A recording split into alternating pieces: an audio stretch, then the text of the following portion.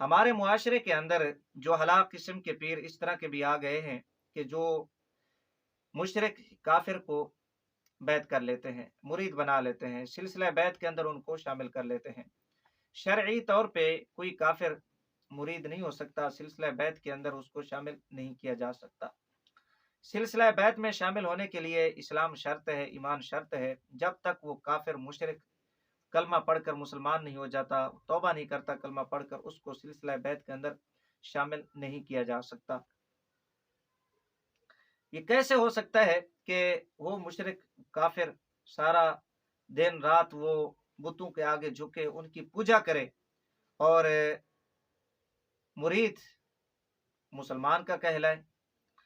امام اہل سنت رحمۃ اللہ تعالی علیہ فتاوی رضویہ شریف کے اندر جلد نمبر 9 صفحہ نمبر 157 کے اوپر لکھتے ہیں کہ کوئی کافر خواہ مشرک ہو یا موحد ہرگز نہ داخل سلسلہ ہو سکتا ہے اور نہ بے اسلام اس کی بیعت معتبر، نہ قبل اسلام اس کی بیعت معتبر۔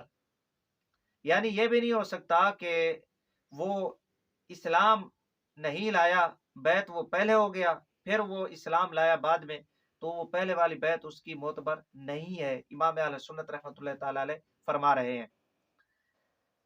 امام اہل سنت رحمۃ اللہ تعالی علیہ فرماتے ہیں اگرچہ بعد کو مسلمان ہو جائے کہ بیعت ہو یا کوئی اور عمل، سب کے لیے پہلی شرط اسلام ہے۔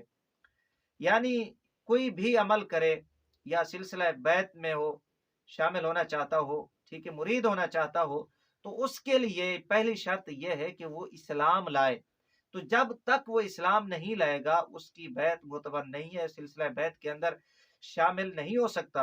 اور جو پیر مشرکین یا کافرین کو سلسلہ بیعت کے اندر شامل کر رہے ہیں یا کرتے ہیں وہ جاہل ہیں، ان کو اس کام سے باز رہنا چاہیے، کیونکہ جو اللہ اور اس کے رسول صلی اللہ علیہ وآلہ وسلم کا نہیں ہو سکتا وہ آپ کا مرید کیسے ہو سکتا ہے؟